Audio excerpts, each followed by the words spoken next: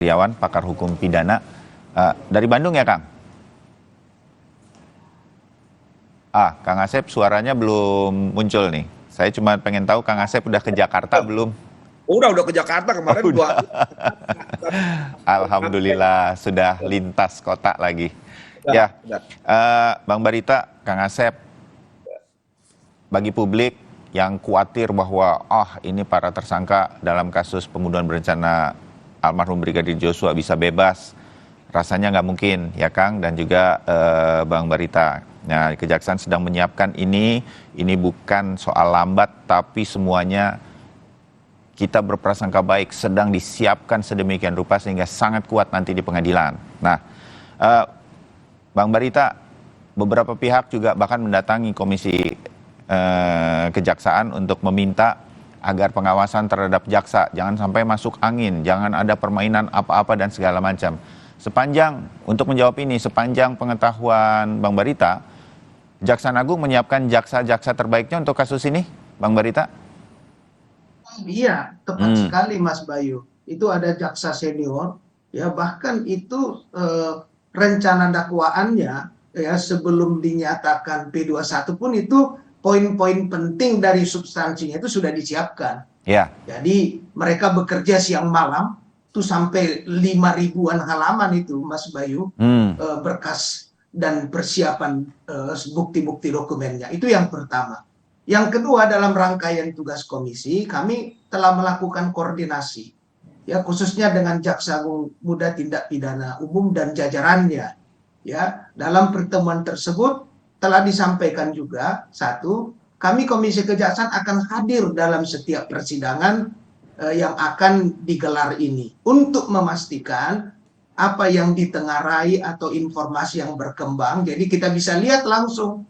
Kami membentuk tim, ada 5 orang komisioner akan hadir di setiap persidangan itu. Yang kedua, Jaksa Agung Muda Tindak Pidana Umum juga telah menginstruksikan semua sarana komunikasi dari tim jaksa yang 30 orang itu dilakukan penyadapan dan monitoring. Oh ya, sehingga semuanya akan terpantau jika memperkecil kemungkinan masuk angin terhadap tim jaksa ini. Iya, itu. Bahkan ya mereka juga dipersiapkan untuk di safe house-nya ya untuk memastikan tidak ada gangguan. Itu selama juga persidangan nanti. Selama persidangan, Jaksa Agung Muda bidang intelijen dan Jaksa Agung Muda bidang pengawasan untuk mengawasi teknis internalnya dari pengaruh-pengaruh yang tadi diduga tadi. Kami juga Komisi Kejaksaan menerima kalau ada laporan aduan dari masyarakat yang diduga yang seperti tadi untuk kami tindak lanjuti. Dan koordinasi kita dengan Jaksa Agung juga, ya Pak Jaksa Agung dengan komitmen yang tinggi ya juga berkomitmen untuk penyelesaian kasus ini dilakukan secara profesional, transparan dan akuntabel. Itu yang bisa kami lakukan sesuai dengan batasan tugas dan kewenangan komisi.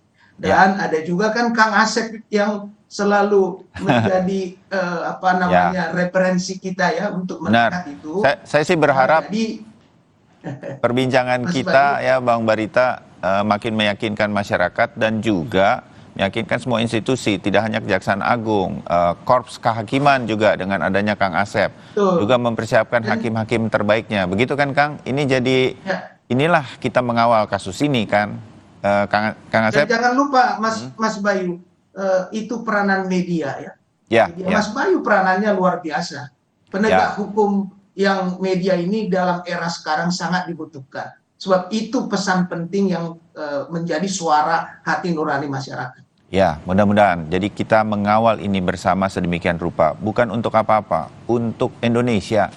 Jangan sampai kemudian nanti proses hukumnya dan apa dan segala macamnya ini kemudian, apalagi ini ada banyak institusi terlibat, kita harus menunjukkan institusi hukum kita memang baik adanya. Hukum ini mesti ditegakkan di sini. Nah, mudah-mudahan kasus ini jadi momentum-momentum terbaiklah mengenai penegakan hukum di Indonesia. Kang, saya ingin menebak, Bang Barita juga ya nanti ya. Berarti ini kan di pengadilan, saya langsung membayangkan kalau itu nanti akan terjadi upaya untuk paling tidak meringankan hukuman seringan-ringannya dari para tersangka terutama FS. Nah, menurut Kang Asep apa yang harus disiapkan oleh jaksa?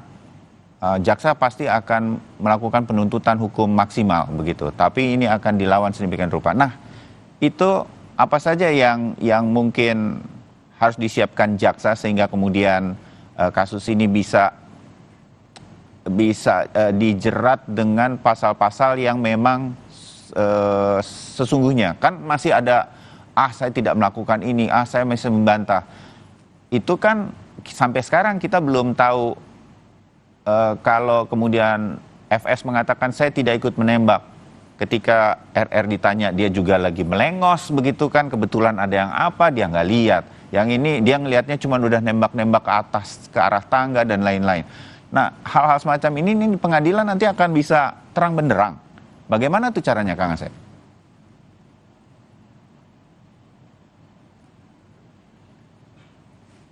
Halo Kang Asep, audionya belum terdengar.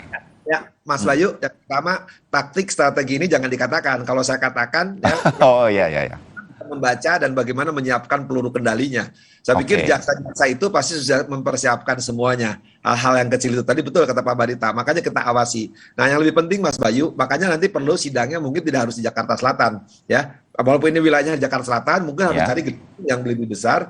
Karena tadi ini kan mendapat perhatian publik dalam maupun luar negeri, dan dalam negeri juga pasti ramai akan mengikuti sejauh mana supaya terang benderangnya tadi ajas transparansinya, jangan ada transparan. Kalau ruangnya gede, transparannya akan kelihatan kan. Nah, transparansinya gede, transparansinya, nah mungkin ini kan ada setidaknya 4 atau 5 ya terdakwa kelak yang akan disidangkan. Kalau disidangkan di ruang kecil, ya seperti ruang sidang pengadilan Jakarta Selatan itu kan tidak terlalu besar, hanya ruang besar, ruang utamanya. Kalau nanti yang menyangkut FS dan termasuk yang 4-4-nya ya atau 5-nya, termasuk PC Tani ya nanti ya. Ini perlu sekiranya nanti ruang seperti sidang perkara-perkara tertentu karena mendapat perhatian publik harus di ruang yang besar. Ya, kita mengikuti, tapi walaupun nanti disatukan biasanya kan satu TV, tidak semua TV sekarang bisa ngikutin aturan Mahkamah Agung. Terpusat orang bisa, apalagi nanti Pak Barita kan akan merekam semua jalan ini. Nah, ketika jalannya ini tidak memungkinkan, ya, nah kita khawatirkan tadi hal-hal yang kita harapkan publik pun harus tahu, ya, karena akan diungkit semua kan, pasti akan harus diungkap karena pertanyaan publik harus dijawab di situ kan, sehingga publik mengerti kenapa begini, kenapa begini, kenapa begini. Saya pikir taktik strategi ini kan ibarat main catur atau main bola, siapa penyerangnya, siapa backnya, siapa kipernya, ya. Nah, ini perlu wasit-wasit supaya Pak Barita, kita publik ini kan akan melihatnya di luar sebagai penonton. Kan, jadi Anda harapkan nanti sidangnya bisa terbuka untuk publik, bisa disiarkan begitu ya Kang Asep ya? Kalau disiarkan mungkin satu media, TV full begitu. Nanti kita lihat kan, tapi kalau kita bersyukur sekali nih Pak Barita menurunkan menjadi walaupun di bagian penonton tapi kan melihat fakta di persidangan sehingga apa yang terjadi. Nah, sehingga perlu langkah-langkah apa yang dilakukan gitu kan. Tapi saya yakin Pak, jaksanya ya, nah apalagi hakim dengan kondisi sekarang pasti hakim juga hati-hati gitu kan. Kalau hakimnya tidak hati gitu kan, ya jangan-jangan nanti KPK malah ada lagi di situ. Ya, oke, ya. Nah, terbayang Kang, artinya mungkin strategi-strateginya pasti sudah disiapkan lah ya. Simulasi-simulasinya jaksa penuntut umum pasti sudah menyiapkan, kita yakini itu. Nah, Bang Barita dan juga Kang Asep begini, saya ingin tahu aja gitu ya, artinya apakah nanti hal-hal yang belum terungkap seperti sanggahan-sanggahan dari para tersangka ini, Bang Barita, apakah ini juga diyakini sudah disiapkan juga oleh para jaksa penuntut umum bahwa ini semua sudah ada counternya sedemikian rupa? Artinya hubungan-hubungan antara para tersangka ini, namanya 340 dengan Jungto 55, ikut serta dan lain-lain, ini sudah terangkai sedemikian rupa, sudah cukup kuat sehingga nanti memperkecil kemungkinan-kemungkinan untuk bertahan dengan pendapat dari para kuasa hukum dan lain-lain. Ini arahnya juga ke sana. Apakah Bang Barita mengetahui atau meyakini ini juga, Bang Barita? Nah, benar Mas Bayu, ketika jaksa sudah menyatakan berkas perkaranya lengkap, P21, lalu dilimpahkan ke pengadilan, maka dia berkewajiban membuktikan. Dan satu prestasi kinerja hebat kejaksaan atau jaksa penuntut umum apabila dakwaannya terbukti. Termasuk tentu dalam KUHP kita diberi ruang bagi terdakwa ya, karena kita kan prinsip hak asasi manusia. Menyanggah, membantah, itu ada ruang yang sangat cukup. Tetapi tentu tadi kewajiban jaksa membuktikan dakwaannya. Tim jaksa yang dibentuk sekarang sangat punya kompetensi untuk menjawab semua serangan-serangan itu dan membuktikan dakwaannya. Makanya ketika kita meminta berkas perkara kemarin itu dilengkapi, itu maksudnya ke arah sana begitu. Maksudnya supaya ketika itu nanti ada sanggahan bantahan, jaksa sudah punya peluru untuk mematahkan. Dan sebenarnya bagi tim jaksa ini, kasus 340, 338, kasus ini bukan kasus yang sulit-sulit amat bagi mereka. Tetapi ya yang tentu harus diperkirakan adalah perlawanan, bantahan ya yang sangat wajar terjadi dalam sebuah proses peradilan. Nah, untuk itulah juga kita tentu mengharapkan ya majelis hakim juga dapat memberi ruang yang cukup dan juga bisa melihat itu dalam perspektif penegakan hukum yang berkeadilan dan kebenaran. Sebab Mas Bayu jangan kita lupa yang mewakili kepentingan negara di dalam ruang sidang pengadilan itu ada dua, yaitu hakim yang memimpin persidangan untuk ya keadilan berdasarkan ketuhanan yang Maha Esa, dan ada jaksa penuntut umum untuk keadilan dan kebenaran. Nah, kita harapkan kedua organ negara ini melaksanakan fungsi menegakkan keadilan dan kebenaran berhati nurani.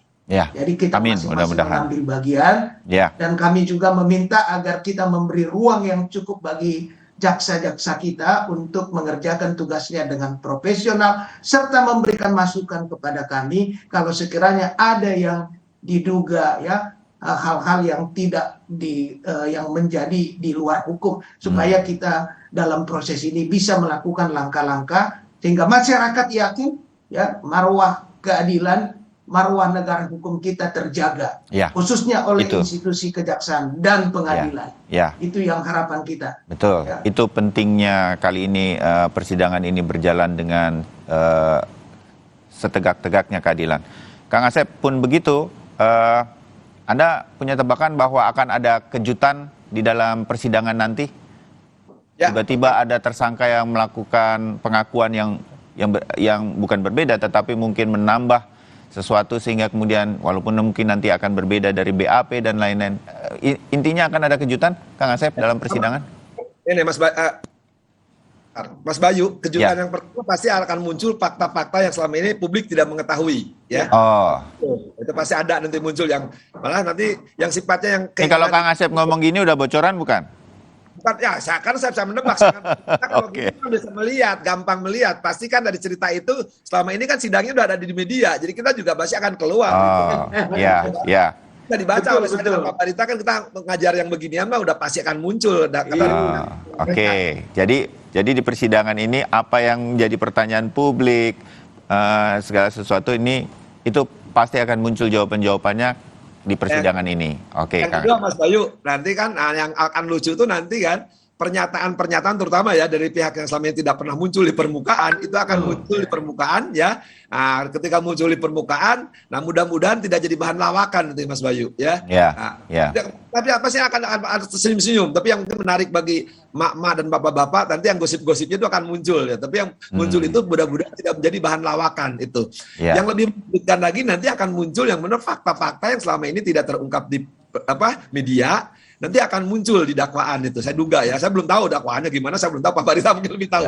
Termasuk yang selama ini dikatakan modus, apa dan segala macam motif dari peristiwa ini mungkin kemudian akan muncul di situ juga ya, Kang Asep. Kalau dakwaan pasti bicara fakta persidangan, fakta hukum pasti bicaranya. Tapi persidangan nanti ya cerita-cerita lucu itu, cerita lawakan itu saya duga akan muncul gitu kan, akan terungkap entah oleh penasihat hukum ya, entah penasihat hukum maupun dari terdakwa itu sendiri gitu. Jadi kalau itu cerita muncul, jadi nanti akan, nah tadi kembali ke pernyataan saya, tinggal logika berpikirnya valid atau tidak, pernyataannya didukung bukti atau tidak. Nah itu mungkin nanti akan nampak, kita akan melihat itu permainan itu. Yang lebih menarik lagi Mas Bayu, ya sekali lagi, yang lebih menarik lagi, nah bagaimana nanti persesuaian FS dengan KM dengan RR ya. Nah kalau memang definible-nya nanti masalah di pasal 51 ya, perintah jabatan memang akan menimbulkan perdebatan, tapi itu ya nanti lah ya, tergantung penasihat hukumnya dan timnya sejauh mana nanti mengumpulkan fakta-fakta itu, menguraikan yang disampaikan Bang Barita tadi. Dakwaan itu harus dibuktikan oleh jaksa penuntut umum atau JPU. Ini akan menjadi prestasi. Hubungan di antara para tersangka yang dikatakan dalam pasal yang didakwakan, berencana, ikut membantu, dan lain-lain akan terangkai di persidangan tersebut tanpa bisa dibantah lagi. Itu yang kita tunggu salah satunya. Begitu ya Kang Asep? Ya sebenarnya gampang, kalau unsurnya kan cuman kalau 34 itu barang siapa itu orang, jelas orang kita udah tahu. Dengan sengaja itu willing and witting, dia mengetahui dan menghendaki ya pasti. Nah membuktikan sengaja mengetahui dan menghendaki, dia yang mengetahui pasti dan menghendaki ya, walaupun nanti ada sangkalan dia tidak tahu ya untuk RR itu ya. Tapi fakta menghilangkan nyawa sudah ada ya. Nah nanti menghilangkan nyawanya bagaimana, kan ada penyangkalan soal tembak menembak. Nanti kan balistik, dengan bukti balistik akan terbukti penembakan itu gimana, jarak berapa ya, termasuk pistol, jenis-jenis senjata itu akan terungkap di persidangan nanti kan. Ketika jatuh siapa yang mengambil, siapa yang memegang ya, itu akan terungkap di persidangan ya. Dibuktikan nanti oleh balistik gitu kan, menembaknya lurus, menembaknya membalik gitu kan.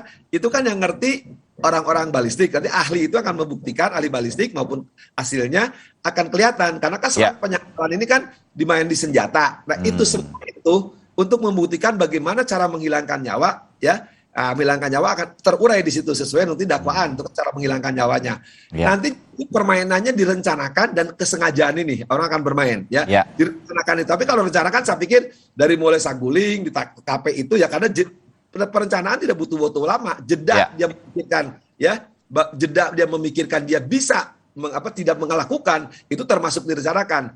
Apalagi sekali lagi ya, kalau ikutin pernyataan dia gitu ya, pernyataan FS terutama itu akan berbalik. Tapi sekali lagi ini perlu nanti karena tadi di awal lagi maaf, jangan sampai ya betul dia lakukan, tapi pembenaran itu yang akan terjadi. Tapi ketika pembenaran, nah nanti kemampuan teknis dari JPU maupun hakim tidak dengan cara itu harus banyak teknis strategi. Saya tidak akan terlalu jauh Mas Bayu. Kalau Mas jauh-jauh nanti keluar teori-teori yang guru saya Pak Berita dibaca lawan itu, saya tidak menginginkan itu dikeluarkan. Biar sekarang saya pengennya biarlah, karena selama FS dan timnya kan tidak keluar di media ya. Betul. Dari media, senjata itu yang belum kita baca gitu kan. Kalau sekarang kita menganalisa ya dari pernyataan-pernyataan, terutama kita dari malah menjadi persiapan bagi tim kuasa hukum, kira-kira begitu. Dimengerti Kang? Ya, oke. Singkat saja terakhir Bang Barita, kalau P21 akhir pekan ini yang seperti dijanjikan atau diupayakan terjadi oleh Kejaksaan Agung, berarti berapa lama persidangan kemudian setelah P21 ini akan terjadi persidangan, Bang Barita? Menurut hukum acara kita, sesudah dinyatakan lengkap P21, maka penyidik berkewajiban menyerahkan semua berkas perkara itu para tersangkanya. Lalu sesudah itu menurut Kitab Undang-Undang Hukum Acara Pidana, sesegera mungkin penuntut umum melimpahkan ke pengadilan. Itulah yang disebut sebagai penuntutan. Nanti jadwal sidang majelis hakim, begitu penuntut umum melimpahkan akan mengatur jadwal dan menunjuk majelis hakimnya. Itu Mas Bayu. Jadi KUHAP mengatakan sesegera mungkin. Jadi kalau sudah P21 sudah penyerahan tahap 2, maka dipastikan jaksa akan segera melimpahkan. Sebab dia berkewajiban untuk segera menyidangkan melalui pelimpahan itu. Ya, jadi biasanya itu, dalam banyak kasus itu terjadi dalam 1 atau 2 minggu? Tidak, enggak sampai hitungan minggu itu. Bisa karena sudah lengkap, sudah ada penyerahan tahap 2, itu tinggal hitungan hari pelimpahannya. Namun jadwal sidangnya tentu menunggu wewenang dari Ketua Pengadilan Negeri Jakarta Selatan nanti membentuk susunan majelis hakim dan menentukan nanti ketua majelis hakimnya jadwal persidangan pertama, yaitu pembacaan dakwaan. Itulah nanti yang akan kita ikuti dan kita monitor agar dapat berjalan sesuai dengan prinsip-prinsip hukum ya yang baik dan yang benar, Mas Bayu. Ya, itu yang kita harapkan. Semoga P21 akhir pekan ini dan segera ada sidang. Ya, Kang Asep, sedikit singkat.